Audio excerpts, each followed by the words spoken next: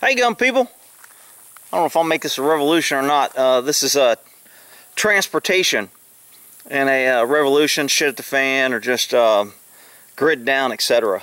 So obviously I got horses and they're great transportation if you can ride them. If you don't, if you do know how to ride them, then you could probably find them, because people won't have the money to feed them and they'll be running loose, or horse thievery will become very popular crime. But horses are really good for moving at night, moving in areas slow. They can see better, they can hear better, they give great warnings. Horsemanship is a skill of doing the feat and riding a horse and training horses. So if there was a grid down or something like that, a failure, economic failure, whatever, people who have horses are going to have some sort of a way for transportation. Now, you know, you can't go to a city 40 miles away back and forth on a horse, but for local travel, to go hunting, they're pretty handy. For the for just the local area cruising around, this is my primary means of transportation. Now, I just went out for a ride on this, and I got back because I was going to videotape. I had my Hillary shirt on. I was going by that little dog again. I was going to show you how close he gets this motorcycle, because that little dog's fast. But grid down situation, great transportation. I mean, this is just, you talk about a great, and you know, I mean, I don't ride this a whole bunch. I take it out, you know, a couple times a month just to make sure I still got balance, goof off, I can spin out and do some things, make sure the tires are good, lubricate everything, and run some gas through it. But other than that, this kind of sits in my garage. But gas wise, I think this thing gets like 70 miles to the gallon. It'll carry your equipment, it'll carry 2 people. I think I've had it up to 65 or 70. It gets a little, with these knobby tires, if I put road tires on it, I'm sure it would go quicker. I don't know what the top speed on this sucker is. It's a little 250, KLX 250, and it's street legal.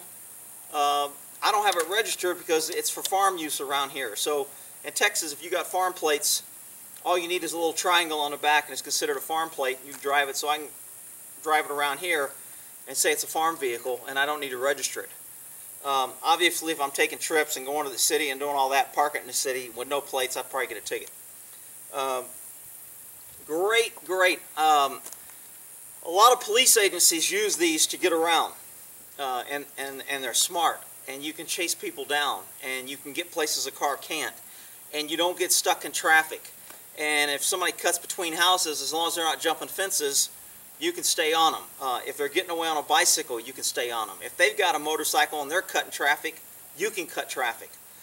You know, most cops that ride the big Harleys, the BMWs, the big street bikes for giving tickets and escorts, those aren't, I'm not talking about those top bikes. I'm talking about agencies have these, 250, 450 Enduros, 300 Enduros, and let me tell you, they can get somewhere quick, they can split traffic, and it's pretty effective mode of transportation. So, you know, it's nice to have a car, it's nice to have a 4-wheel drive.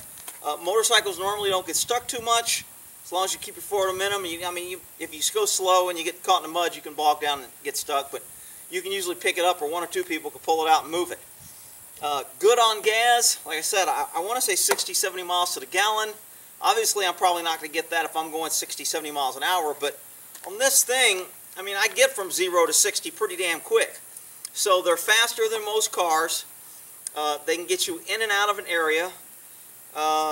They're easy to conceal and hide. If I parked this somewhere and I wanted to go hunting communist terrorists that have invaded the country, or some other enemy of the state, I could park this, throw a couple tree branches around it. I could lay it down on its side, throw a tarp or a camouflage thing over it. Just, again, I can't say it enough. You know, if they fall down, they're pretty durable. I mean, it fell over here and it broke the little knobby off here. I just replaced these because when I got them, these were both broken off. And I was like, shit. And so I went and got new ones, and the first time it went over, it broke off, and I went, well, shit, well, that's probably why they were broken off. Again, this is a rifle. because it's got a collapsible stock, you can't open carry a pistol unless it's in Texas, unless it's on your hip or on a shoulder holster. So if this was a pistol, I had my pistol on here, and I was thinking about it, and I went, you know what? Some cop could probably push the limit and say this is a pistol and open carry. Now you can open carry a rifle in the state of Texas, so because it's a rifle, it's open carry, it's no big deal. And most of your farm vehicles around here have, you know, I've got a gun on my golf cart. You know, most people have a gun on their little things they drive around. If I'm riding a horse, I have a gun. I like to get this out. It's got cobwebs on it. It's sitting inside. Great, great means of transportation. People need to think about, in some sort of crisis, down, gas shortage, you know, highways shut down, martial law, whatever the case may be, having something that can get 70 miles to the gallon, that's quick, fast, easy to conceal. I mean, I just can't say enough about these bikes. They're a little pricey. I mean, I forgot, this was used, I picked it up used, and I want to say I paid $45 or $5 grand for it. And I mean, it had very, very low mileage. The guy took real good care of it. Let's see, I think it's got 1,400 miles on it. So, and you know, obviously he took care of it, and everything was good, so he just kind of raced it, I guess, on straight tracks, or not so much destroying it. Anyway, transportation, it needs to be a consideration. Do you have to have a bike? No. Do you have to have horses? No. Do you have to have a four-wheel drive? No.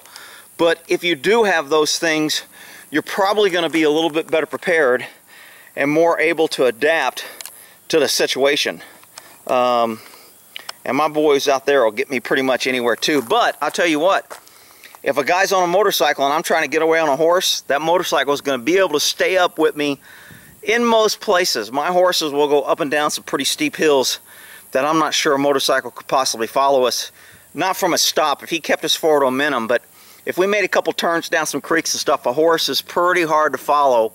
But in open ground, if there was open area and this motorcycle would stay with me, I'm not sure I could lose a motorcycle on a horse. I mean, top speed on a horse is what, 35, maybe 40 miles an hour if he's really just straight out running, and you wouldn't run him that fast on unknown or uneven ground because he'd break a leg, trip, fall on you, and you'd break your own neck. So, you know, you're probably going to be going 15, 20 miles an hour on that horse most of the time. And with a dirt bike, I mean, this thing, it'll run forever at that speed.